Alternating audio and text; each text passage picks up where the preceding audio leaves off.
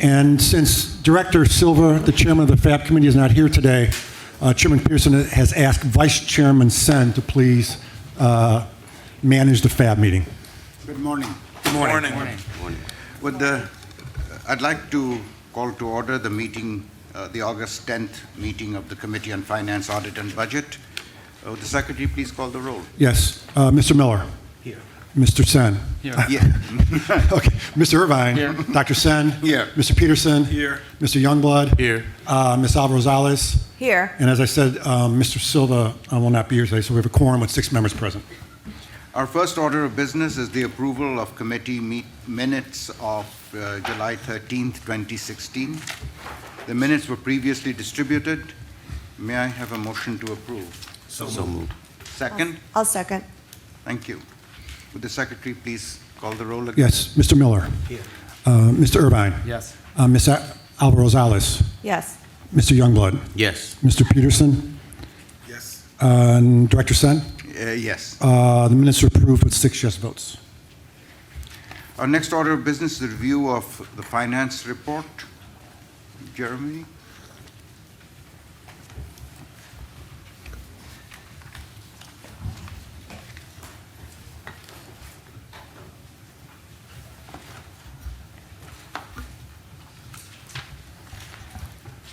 Good morning, Jeremy Fine, CFO.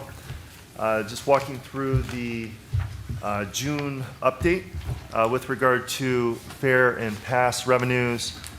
We see those down slightly on a budgetary basis and a variance to June of 2015. This continues to follow some of those trends with regard to bus ridership and the impact of gas prices. With regard to fare subsidy, we see this down to budget as well as June of 2015. And again, as the chairman discussed at the last meeting, that's the impact of the budget process in Springfield, and seeing that again haircut manifest itself not only for last year but also for this year. With regard to non-fare box revenues, we see this up to budget and down to 2015. We see higher vehicle and platform advertising as compared to last year, as well as the billboard and concession revenues coming in favorable to budget. So overall, total revenues, we see this slightly down on a budgetary basis as well as a June to 2015 basis. But again, in terms of our overall budget, a fairly de minimis impact on the June revenues. With regard to average fare, we see this slightly up, and this is due to seeing more customers going direct to rail, as well as an increase in bus cash ridership, as well as UPass riders. Jeremy, just a question about that. Are you seeing it on rail as well as bus, where they're doing the single ride with cash? Yes, so we're seeing folks going direct to rail, so you're seeing the higher impact there, the higher cost impact. And then we're seeing on the bus side, we're seeing more folks go to the bus with cash. So you're seeing an uptick there in the cost of that, manifesting itself in the higher average fare.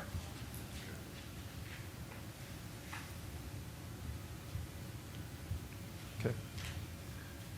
And then free rides are slightly less than what we saw of June of 2015.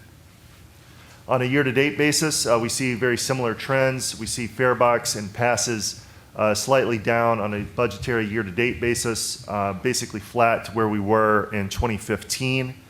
On the reduced fare subsidy, the same impacts that we talked about on the prior slide. And then non-fare box revenues, we see this, again, up on a budgetary year-to-date basis, as well as on a year-to-date basis versus 2015. So again, very positive momentum on the non-fare box revenue side that's helping offset some of those other line items. So overall, on a budget year-to-date basis, slightly down, but up to where we were as of June of 2015. Average fares, similar impacts due to the same kind of trends that we talked about on the last page. And then again, free rides, we see this slightly less than where we were in June of 2015. On the expense side of the house, as we've talked about in previous months, we've done a fantastic job of continuing to control overall expenses that more than offset the slight offsets that we're seeing on the revenue side. So again, having those controls in place have really benefited us. We see here on the labor line, slightly unfavorable, but we make up that on the material, positive favorability as well as fuel and power. And I'll update you in a moment on where we see fuel and power going forward as well. Injuries and damages coming in basically flat, as is security services. And then again, positive variance on the other expense line item. And again, that's just continuing to have tight controls over the contracts here at the CTA. I have a question Yes. with regards to labor. Yes. Could you talk a little bit about the variance? And it's a large variance, I think, with regards to what we had budgeted. So with regard to labor and Director, I believe you're probably asking specifically about overtime. What we see, we budget a kind of a steady amount for overtime, taking into some seasonal variance, but depending on folks' vacation plans, it can ebb and flow off of those budgetary estimates. You're seeing some of that here in June, so you have the impact of vacation and the timing of those vacations. You also see, we've been able to accelerate some projects such as the escalator improvements at Clark and Lake, where we're able to complete that project faster than anticipated, thereby allowing those lines that we're queuing up there to go down. So we've been able to accelerate those, but those have some small overtime impacts as well. So, again, we've done a great job of trying to manage the overall labor line, and we've done a great job of that. It does have some impacts on overtime, but again, it's much more cost effective having that overall management of the labor line. And again, that's also impacted by those vacations and when those are timed. So a slight increase now will save us, though, in the long run because Yes. of the projects that we've been working on? Yes. Okay, thank you. Are you done? Any questions with Yeah. regard to June? On the year-to-date basis, very similar type trends. Again, we're seeing a slight negative variance on labor overall, but positive positive variance there on materials, fuel and power, provisions for injuries and damages, security services, and again, some substantial savings on the other expense line item. On the fuel, power, and natural gas, we continue to see very positive variance that I talked about in the prior slides. And then in addition, as we've talked about in prior board meetings, we've also been able to lock in the contracts for 2017 and years in 2018 and 19 for power, and then 2017 and 18 for fuel.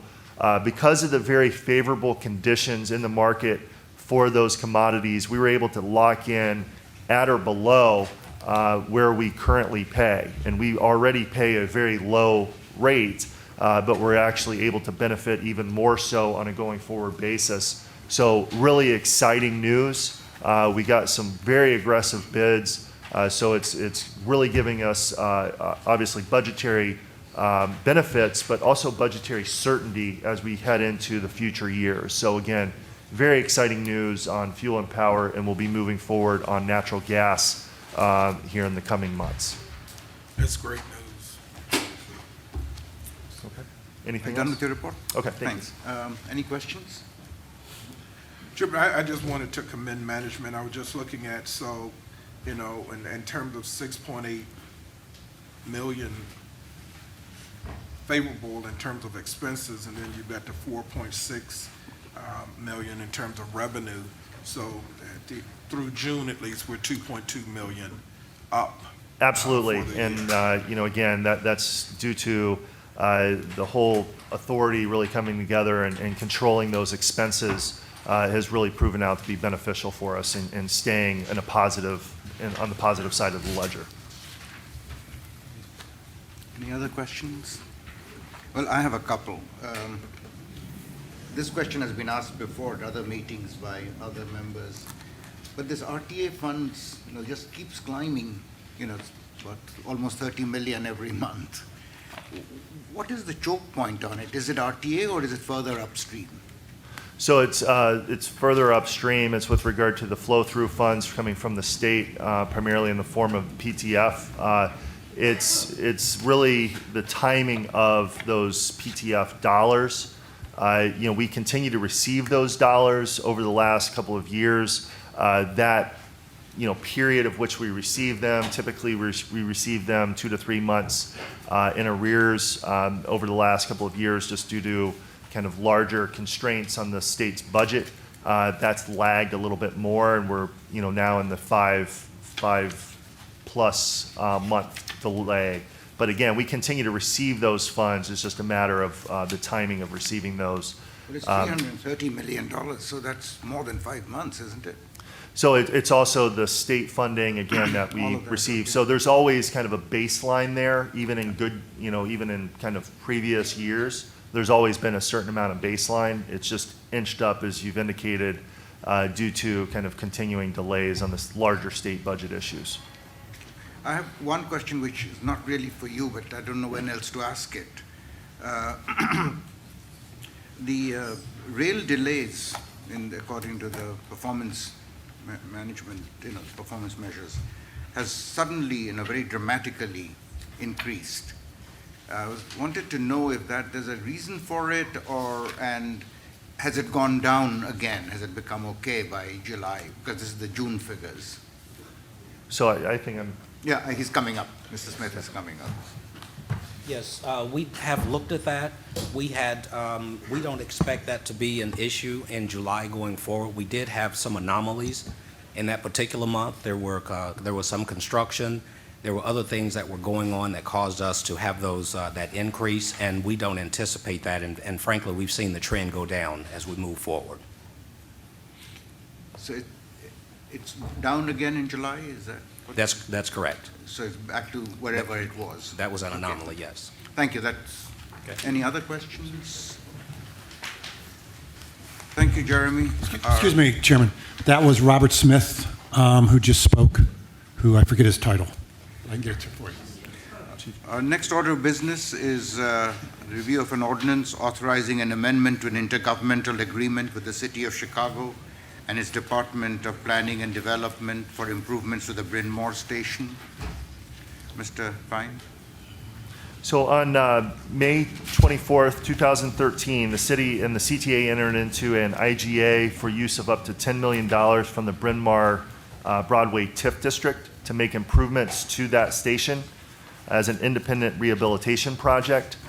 Subsequently, complete reconstruction of the station was incorporated into phase 1 of the RPM program. And the purpose of this IGA is to allow previously authorized funding from the TIF district to be used in conjunction with the extensive Bryn Mawr station improvements that are included in RPM phase 1.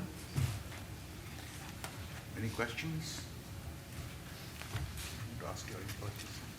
It's TIF money. Yes. It's a good thing. If there are no questions, may I have the leave to place this item on the omnibus for approval? So moved. Second. The next order of business is a review of an ordinance authorizing an amendment to an intergovernmental agreement with the City of Chicago through its Department of Planning and Development to revise the completion date of improvements to the Illinois Medical District Station on the Blue Line. Mr. Fine again. So on May 5th, 2014, the original IGA for the IMD station project was approved for $23 million to make the station improvements that will increase accessibility and return the station to a state of good repair. Then the completion date of the original TIF IGA was December 31st, 2016. However, due to a redesign of the project, which caused a delay to the schedule, the purpose of the IGA amendment is to change the completion date of the project to December 31st, 2018. So this is to change of the date. Any questions? May I have leave to place this item on the omnibus for approval? So moved. Second. Thank you. Our final order of business is the review of, thank you, Mr. Fine. The 3 purchase and sales awards, recommendations. Mr. McCormick. We'll start with contract number A1. Any questions?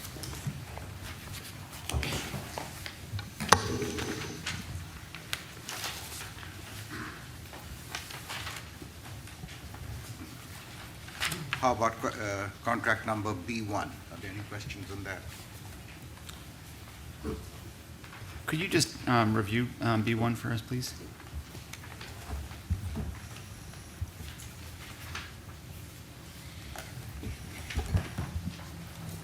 Chris Bouchel, your Chief Infrastructure Officer.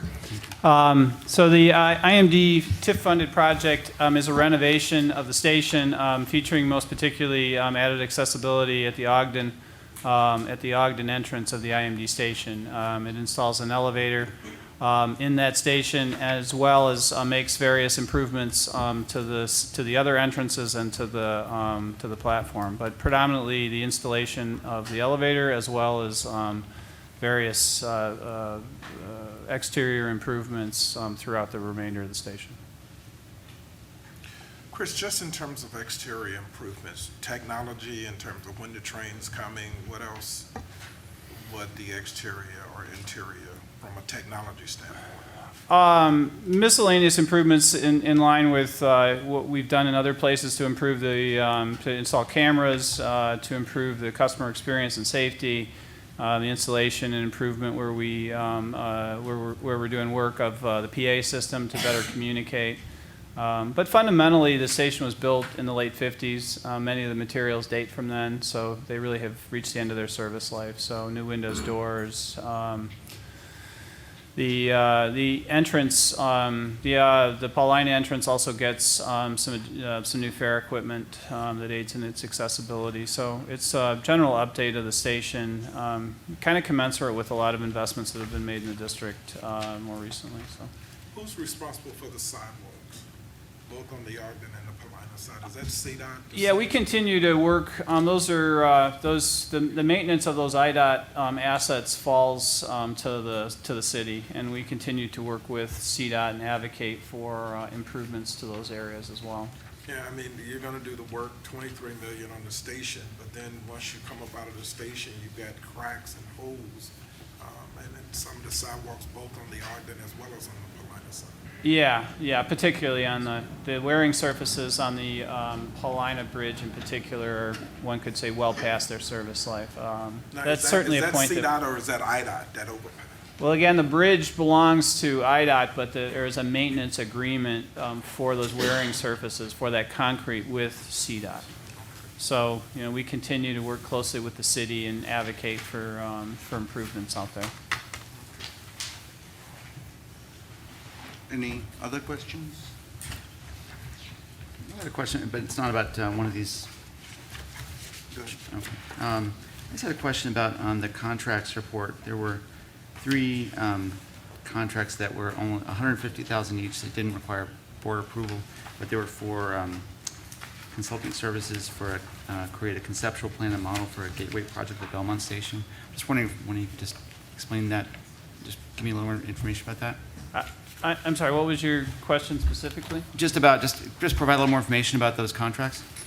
So those are, we're engaging 3 architects to provide conceptual designs for a Belmont Gateway station. The station not only brings what would be considered public art and architecture to the station, but it also looks to some of the fair. We're running a pilot out there relative to prepaid boarding for the buses. So it looks to take some of the lessons learned from there and incorporate those into a future design there as well. So it's really a conceptual effort, trying to get ideas relative to those topics and the basis for a project moving forward. Thank you. Any reason you split them up? I mean, it's good to split them up, but in this particular case, is there a reason for doing that? Architectural competition really sharpens everyone's ideas. You know, we get a wealth of ideas from different leading architecture firms, and it helps us to provide better service to the customers, and I think more innovation. So really, that's driving innovation is the primary idea behind it. Well, most of us like small contracts because that also brings in more DBEs, although not in this case. Absolutely. Director Sen, just to clarify, this wasn't a split up of a contract. There were 3 different firms that we awarded contracts to Yeah. to do the competition. Yeah. So No, that's I why got that. it was set up. Thanks for clarifying. Yes. Thank you. I guess how are we when we come to the DBEs on these contracts? So on those contracts, there were 3 firms that were chosen. Unfortunately, we could not get DB participation on those contracts because of the nature of the work. But at any time, for engineering contracts, we are trying to maximize our DB participation. Okay. I'd be concerned as to as your outreach, where you're doing it, and to give some Sure. assistance offline on. So where we you could do a lot of outreach event, and I would be more than happy to kind of go through all of our outreach program, but we have a very extensive outreach program as it relates to especially our engineering, professional service, and construction department. So we go out and we send outreach notifications, we have meetings in different various locations about our upcoming opportunities that allows the DBEs the opportunity to bid on contracts. I'd like to speak to you about some facilities on the west side that could host some of those. Definitely, we can definitely talk about that. These were architectural firms. Yes. Any African-American firms bid? No. On those. No. Okay. Well, I mean, 2 of them does list DBEs.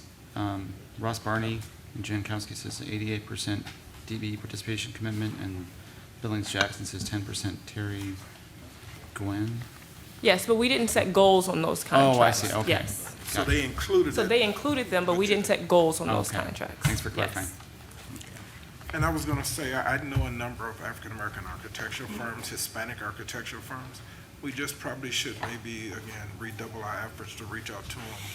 Because these are small contracts, 150,000, you know, I mean, that's something to me that they definitely should have been able to take advantage of. We do, and we work definitely with IHGC and HACIA to make sure that they know of all the upcoming contracts and they can reach out to their membership also on top of our outreach efforts. If there are no further questions, may I have leave to place these Excuse me, hold contracts on. on the omnibus? Did you have a question on, did you get the D1?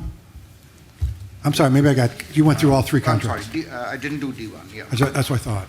I'm sorry, okay. good catch. Are there any questions about D1? Yeah, I think the same question. I noticed that there's no DB required, but I also noticed in the write-up that the firm has committed to 24% DB participation. Yes, so the goal of our program always is to work with the contractor without requiring them to put a goal on the contract. And this contractor was remarkable. They came in and brought in 2 DBE firms, so they found all areas that they could possibly use a subcontracting opportunity for a DBE, and they are using 2 DBE firms. We're hoping to achieve about 24%. Right now, we're at 22% for professional services. And the only thing I would say about that kind of going forward, Mary, is that because they were able to find DBE, going forward, if we ever do any additional tip work, we should just include it in there, because now we know that the opportunity does exist. So the goal of the program with the federal program, they like us to do race neutral participation. So they want us to not put as many goals on the contract, so that way it can encourage larger firms to just go out and find DBEs without requiring it. So that's why our outreach events are so important. We try to make sure that our prime contractors network with the DBEs without us requiring them to. So this is an example of a hero story, actually. So we want to do more contracts. We don't always require the DBE, but they go out and they get the DBE and maximize the participation. And my experience would tell me this sometimes is more of the exception than the norm. So I would only say. We would like to change that, yes. I like good faith efforts, but when it's pen to paper, people have a tendency to step up and do the right thing. So I it's understand. great that they stepped up and ended up doing it, but so often we find that this is more of an exception than the norm, where people do the right thing. I don't like good faith efforts. I like pen to paper. This is what's expected, is the floor, and we hope you do better than the floor. So Okay. Thank you. Are there any other questions? No further questions. May I have leave to place these three contracts on the omnibus for approval? So moved. Second. Thank you. Since there's no further business to come before the committee, may I have a motion to recommend board approval of the omnibus? So moved. Second. Would the secretary please call the roll? Yes, Mr. Miller, Yes. Mr. Irvine, Yes. Ms. Alvarez Rosales, Yes. Mr. Youngblood, Yes. Mr. Peterson, Yes. Dr. Sen. Yes, That motion is approved with 6 yes votes. thank you. And Mr. Secretary, thank you for catching my little mistake. Finally, may I have a motion to adjourn? So moved. All in favor, say aye. Aye. We adjourn. Thank you. And we have about 10 minutes to go until 10 o'clock.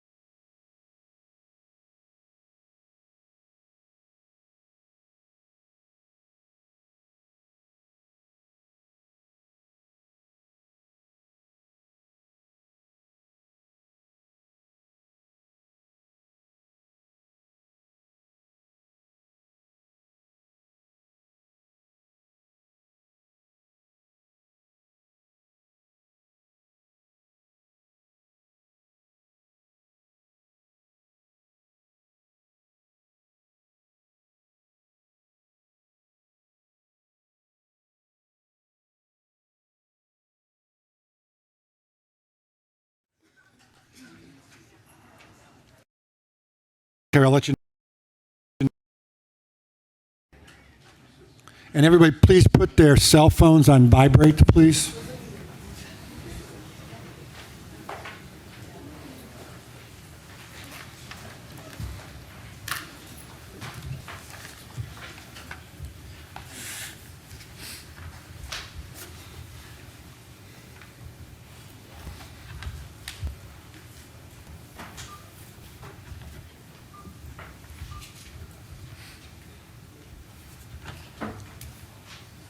It's like we're waiting for the president, Chairman.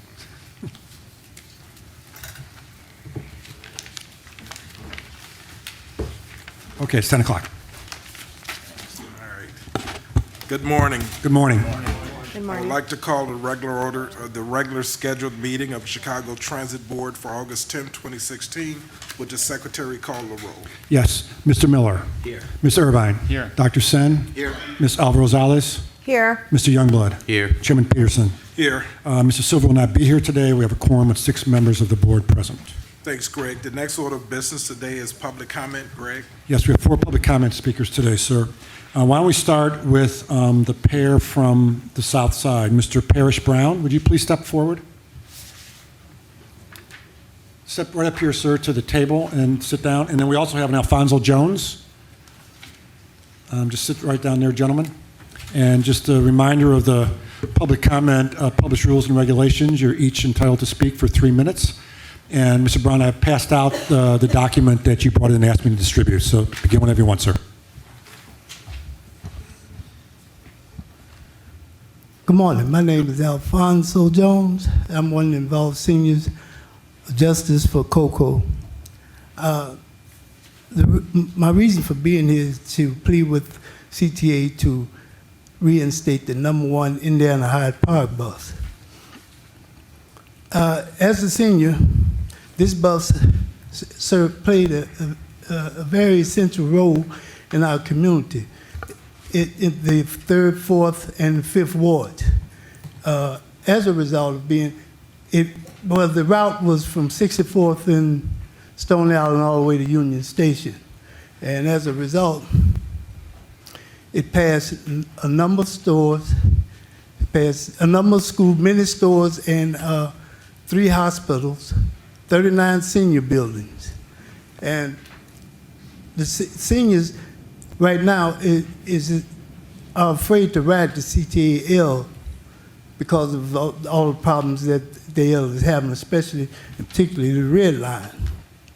And we're here to ask that you reinstate the #1 bus because it passed 3 hospitals in its route, and it also again passed a number of stores that we could shop at.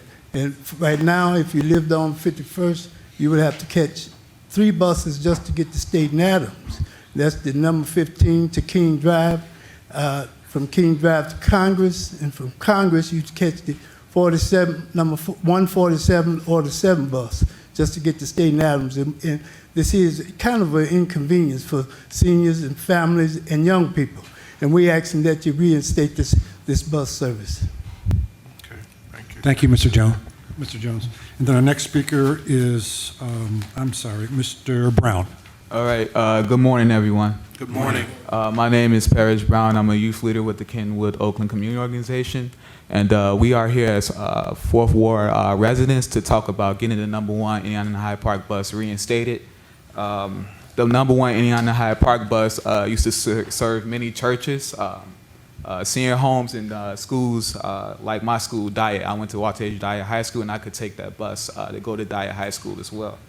And just to talk about like what we've been doing, we've been going around the 3rd, 4th, and 5th Ward community petitioning. And we got over about 350 petitions from people in our community just talking about, yeah, we want this bus route back and how can we get it back. So we also met with our 4th Ward Alderman, Sophia King. She basically said she will support this campaign. So what we got to do now is meet with the 3rd and 5th Ward Aldermen to get their support as well. And then we also had a town hall meeting on August 1st. Just talking about how we can move forward to get this #1 bus back in the community, and we have to, work with CTA to do that. And just to talk about like ridership, we noticed that in August 2003, that the ridership was about 6,661 riders, and then it dropped to like 3,793 riders in September 2003. And we noticed that the ridership dropped by like, that was about 50% in the period of August in 2003 to September 2003 due to like CTA actions of, changing the bus route to 51st in Indiana. And then also we noticed in 2012, when it was changed to the Bronzeville Union Station bus that only runs from 35th in Michigan to Union Station, it started to slowly decrease from November 2012 all the way to like 1,800 people that's riding it currently today.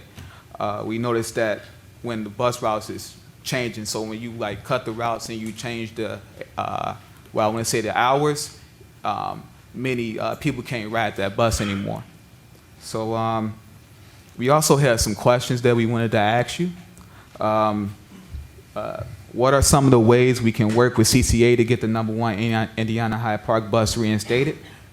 Can we designate a meeting with a CTA planner or CTA staff where we can discuss the reinstatement process of the #1 Indiana Hyde Park bus? And then also, why was the bus route changed to Bronzeville Union Station that only runs from 35th and Michigan, not serving the community, the 3rd and 4th and 5th Ward? Dover, can you have some staff set up a meeting?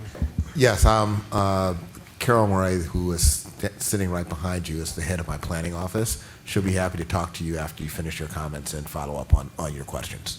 Okay. All right. Well, that's all I have. Does that conclude your comments? I just want to thank you for providing your notes here and the map. It was very helpful to follow along. Appreciate it. You will. All right, thank you. All right. You enjoy the rest of your day. Thank you. Thank you. Thank you both, and also the members of the Kennewick Oakland community who joined you here today. We appreciate it. We have 2 more public comment speakers. Mr. Michael Payne, please step forward, Michael, and Ms. Cecilia Butler. And Cecilia, you can step forward as well. Michael, we can start with you, and I know you both know the rules and regulations very well. Thank you. Thank you. Good morning, ladies and gentlemen, and CTA Board of Directors. My name is Mike Payne. I am a BP gas station cashier in Lisle, about 40 miles west of Chicago. I am also the author of the CTA Gray Line project, which would upgrade the South Side's Metro Electric District to be an integral part of CTA's L system, using all existing Metro Electric trains and facilities in operation every day. The Gray Line is included in the Chicago Metropolitan Agency for Planning, our local federally designated metropolitan planning organization's regional transportation plan. I had addressed this board many times when Frank Crucy, Carol Brown, and Ron Huberman were in charge. Myself and the new Coalition for a Modern Metro Electric are working passionately to have this project implemented, and Mayor Rahm Emanuel has expressed an interest. We believe it would create 10,000 new South Side jobs and billions in new South Side economic development for a total capital cost of $500 million or $20 million per mile for a 40-station, 25-mile system. Your red line extension is estimated to cost $2.3 billion or $380 million per mile for 6 miles with 4 stations, a vast cost difference. I believe that you could reinstate the X-Bus system throughout the entire city and spread the benefits to everyone. The Gray Line would serve the entire southeast side lakefront, including McCormick Place, Hyde Park, Chatham, South Shore, the new Obama Library and Museum, and the new Pullman National Park, again on existing Metro facilities operating every day. Metro has indicated that they are doing a study which should be available in early 2017. I will also be addressing Don Orsino Martin Oberman, and the Metro Board on August 24th, and Leanne Redden, Kurt Diller, and the RTA Board on the next day, August 25th. We are hoping you agencies can collaborate and make this a reality. I am willing to work with any or all of your agencies' planning departments for free to accomplish this goal. Please consider this idea, as it will become a dynamo to revitalize the entire South Side. Thank you very much for your time, and have a nice day. For detailed information about the project, Google CTA Gray Line. Thank you very much for your time, and you all have a nice day. Thanks, Michael. Thank you. Thank you, Mr. Payne. And our final speaker today will be Ms. Cecilia Butler. Ms. Butler? Good morning. My name is Cecilia Butler, and I'm representing the Washington Park Advisory Council, the Washington Park Residents Advocacy Council, and the Washington Park Historic Council. I'm very disappointed that I have to come to you this morning, because for 18 years I've been coming to you for only one location, and that's the historic station at 55th on the Green Line. For 5 years, I've been receiving the notices from Jones, Lane, and LaSalle. And yesterday morning, I got one for 55th Street. What an insult. Washington Park as a community, we've suffered with very little fanfare from CTA or from the community. We've lost 4 stations in the past. Yes, there was a station at 58th Street, 61st, 59th and State, and 59th and Wentworth, and they're gone. They've been gone a long time, and the community didn't give you heck for it. A few years ago, when you were redoing the Red Line, you came and disrupted our communities because transport people from 95th, 87th, 79th, 63rd Street to our location. And again, we didn't say anything about it. We didn't give you any heck. But to wake up and find out after a week or so that you're receiving a $28 million grant for that location, that you're now are going to charge whomever leases that location as-in condition, is totally unfair. I mean, you can set aside $1 million to rehab that location and not give it to the University of Chicago, because that is the competition that the community is up against. And I'm sure nobody else wants that location but the community and the university. And the university, who's a newcomer in the community, does not have a right to all public entities between King Drive on 55th and Prairie Avenue, because they bought everything else. But the land that the city owns that they're gonna get for $1, again, the community didn't fight that. But we sat and we waited to get that location. And I was happy like you all were happy when you got a $28 million grant, because I knew some of that money was gonna rehab the only historic station from the 1893 World's Fair. Again, this, with all that we've done and gone through and sacrificed from CTA, for you to put it up on the auction block, because that's all JLL is for you, is an auction, is to lease out locations. This location shouldn't have been considered. And to do anything like that, I think we need to look into a Title VI federal investigation, because we've given up a lot. We've been stampled on, trifled, and when the people of Woodlawn decided they wanted the L to stop at Cottage Grove, you then took 58th Street and you did something that you had to come back and retrace. So I want you all to check what you did at 58th that you weren't supposed to. Again, we, the community, have been asking for this location for 18 years.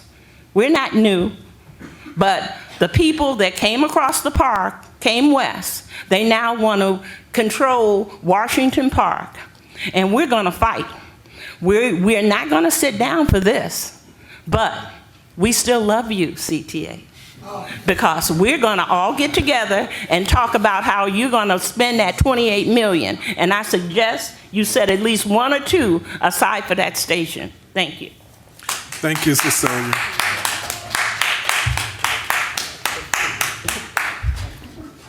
Thank you. Oh, I'm sorry. Thank you, Ms. Butler. And Chairman Pearson, that concludes the public comment section of today's board meeting. Thanks, Greg. And Cecilia, thanks for that. I'll talk to you later about that. I mean, I was unaware of the fact that, I know we got the 28 million. I was under the impression that we're going to renovate the station. So, again, I'll follow up with you. You know Gerald? Oh, yes. Okay. All Very right. well. All right. And I appreciate him and all that he's done for me when I call and ask him. Yeah, well, Gerald and I will get back to you on this. All right. The next order of business is the approval of the July 13, 26 board minutes that were previously distributed. I will now entertain a motion to approve the minutes of the regular board meeting of July 13, 2016. Would the secretary call the roll? You moved it, Mr. Miller, and seconded by Ms. Irvine. Call the roll. Mr. Miller? Yeah. Ms. Irvine? Yes. Dr. Sen? Yes. Ms. Alvarez-Rosales? Yes. Mr. Youngblood? Yes. Chairman Peterson? Yes. That motion to approve the minutes passes with 6 yes votes. Thanks, Greg. The next order of business is executive session. It is my understanding, Karen, that there will be executive session today. Yes, Chairman. We will have a short executive session pursuant to Section 2C2 of the Open Meetings Act. Thanks, Karen. I now entertain a motion to recess into executive session based on council's stated reasons. So moved. Second. Mr. Miller? Yes. Yes. Ms. Irvine? Yes. Dr. Sen? Yes. Ms. Alvarez-Rosales? Yes. Mr. Youngblood? Yes. Chairman Peterson? Yes. That motion to recess into executive session passes with 6 yes votes. Thank you. And as Karen said, this will not be a long executive session.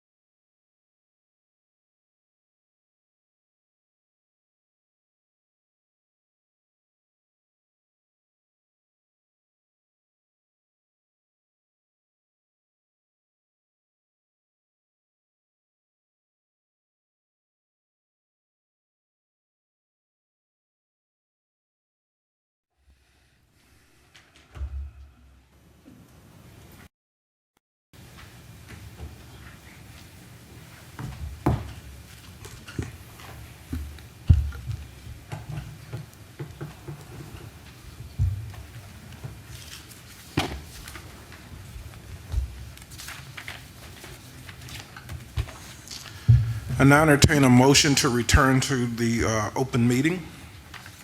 So moved. Second. First and second. Mr. Miller? Here. Ms. Irvine? Yes. Dr. Sen? Yes. Ms. Alvarez-Rosales?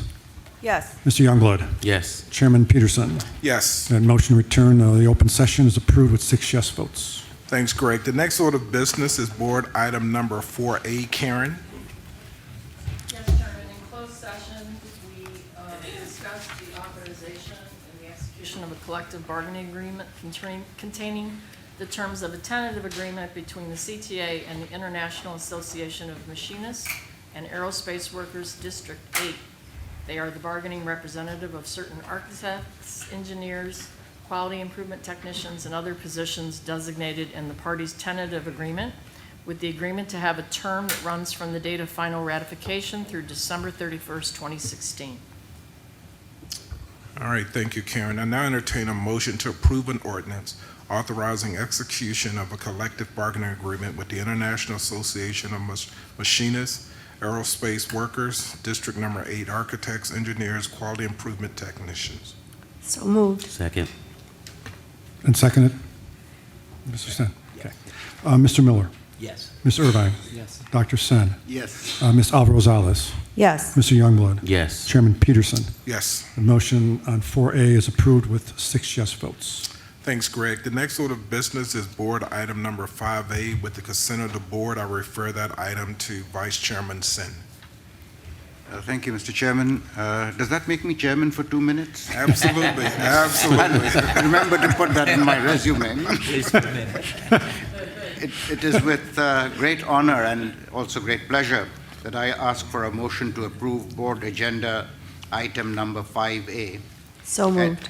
And just a minute, an ordinance to re-electing Terry Peterson, chairman of the Chicago Transit Board. I'd like to add that he's one of the most able chairmen I've ever come across. Thank you. That's why I was excited to make the motion. So moved. Second. Moved by Ms. Alvarez-Rosales and seconded by Reverend Miller. Would the secretary please call the roll? Sure. Mr. Miller? Yes. Ms. Irvine? Yes. Dr. Sen? Yes. Ms. Alvarez-Rosales? Yes. Mr. Youngblood? Yes. And Chairman Peterson? Yes. Good. Thanks, Greg. Let me just thank my fellow board members. It is truly an honor to serve. I've been here since October 2009, and just public service, having an opportunity to engage with residents, having an opportunity to make a difference and give back. It's just something I'm honored to have the opportunity to do. So I want to thank each of my board directors for voting for me, and I look forward to working with them the next 3 years. So thank you. Thank you. Thank you, Mr. Chairman. I return it to you. My 2 minutes are up. All right, thank you. Thank you. Next order of business is a report from the Committee on Finance, Audit, and Budget. Director Sin. Thank you, Mr. Chairman. The Committee on Finance, Audit, and Budget met earlier this morning. The committee approved the July 13th, 2016 minutes. The committee also reviewed the finance report, and it reviewed, recommended, and placed on the omnibus for board approval the following items: an ordinance authorizing an amendment to an intergovernmental agreement with the City of Chicago through its Department of Planning and Development for improvements to the Bryn Mawr Station on the Red Line. An ordinance authorizing an amendment to an intergovernmental agreement also with the City of Chicago through its Department of Planning and Development to revise the completion date of improvements to the Illinois Medical District Station Blue Line. And then there were 3 purchase and sales award recommendations. That concludes my report. Thank you, Director Sin. May I now have a motion to approve the omnibus as stated by Director Sin? So moved. Second. Seconded. Mr. Miller? Yes. Mr. Irvine? Yes. Dr. Sen? Yes. Ms. Alvarez-Rosales? Yes. Mr. Youngblood? Yes. Chairman Peterson? Yes. The motion to approve the omnibus passes with 6 yes votes. Thanks, Greg. The next order of business is a construction report. Chris?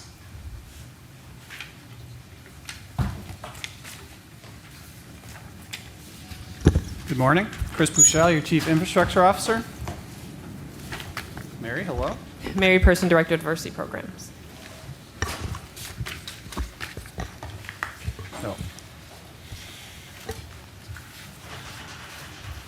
So today I'll be reporting on 4 projects: the 95th Street Terminal Improvement Program, the Wilson Transfer Station track and structure reconstruction, the 5-station Your New Blue project on the O'Hare line, and then the Lake Line Laramie to Harlem track project. So work continues on the 95th Terminal Improvement Project.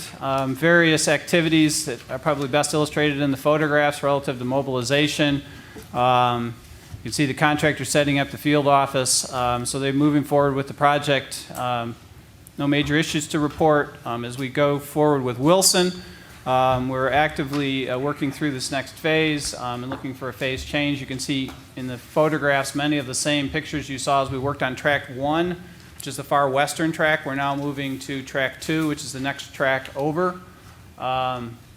You can kind of see the concrete that gets put down first, and then the track bed that comes on top of it. They're moving through this area and are on schedule to conclude the phase in late September, early October.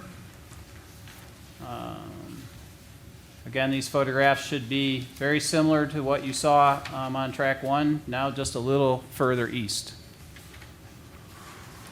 On the 5-station project, we talked a little earlier about IMD, which we're awarding. This is another accessibility-driven project, Your New Blue. Chris, just one moment. Yes, sir. Before you move from that. We've had favorable weather. Is the projects ahead of schedule? Are they, with the good weather we've been having, have you been able to pick up any time? For which project? For the 95th Street project. I'd say we're on schedule. Okay. Early in the project, with a lot of the mobilization that occurs, it's actually not that weather dependent, but certainly we're hoping to make use of some really good weather in the late summer and early fall as well. So all signs are looking good from that front. All right. So moving on to the O'Hare branch, work continues at Addison. We're also, right now, we've just changed over. We're working on the Irving Park Station. We finished southbound. Now we're starting on the northbound side. That platform restoration, as it's been going, we kind of do one side at a time, has been very successful. We recently put in the elevator tower, which is obviously a critical structural component for the elevator at Addison. The new stairs, which are moving the stairs, is kind of a critical part to install that create space for the new elevator at Addison. So that is moving along. You can kind of see on the contrast isn't quite as strong as I see it when I look at it closely, but these platforms are pretty severely deteriorated because of all the environmental pressures, salt and so forth that comes from the roadway. So replacing them is an important structural project. You can see on the southbound side the new concrete versus the older concrete on the northbound side. The new stairway, so it's in service at the moment, although work continues on it, as you can see. And then really in closing, we're just finishing up the project. The work here is really done at Lake. This is probably the last time we'll report on it. We've got some final closing pictures of the track work. Really, the project is substantially complete. Most of the punch list is complete at this point, and this will really be the last time we'll report on it. Okay, great. A lot of work going on, but a pretty quick report. That's great, Chris. Any questions for Chris? All right, thank you. Okay. Greg, is there any new business to come before the board? No, sir. Since there is no new business to come before the board, I will now entertain a motion to adjourn. So moved. Second. All in favor say aye. Aye. We adjourn. Thank you.